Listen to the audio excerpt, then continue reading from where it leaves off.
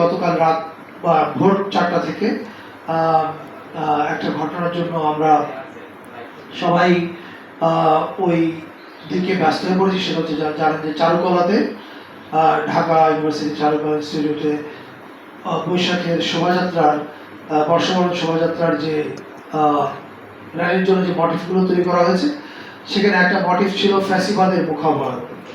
সেই ফ্যাসিবাদের মুখাবয়বটা কে বা কারা পুড়িয়ে দিয়েছে ভোর 4টার পরে, এবং এটা স্পষ্টতই একটা কি বলে জুলাই পরবর্তী সময়ে জুলাইকে চ্যালেঞ্জ করে ফ্যাসিবাদের দোসরদের করা কাজ বলে আমরা মনে করছি।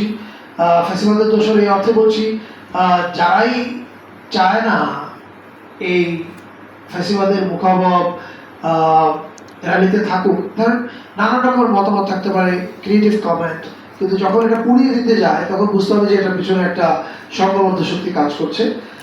সেই শক্তিটার ব্যাপারে সরকার স্পষ্ট একটা অবস্থান ইতিমধ্যে নিয়েছে। আপনারা জানেন যে পুলিশ কাজ করছে এবং দ্রুতই অপরাধীকে গ্রেপ্তার করা হবে। এই ঘটনাটা যারা ঘটিয়েছে তারা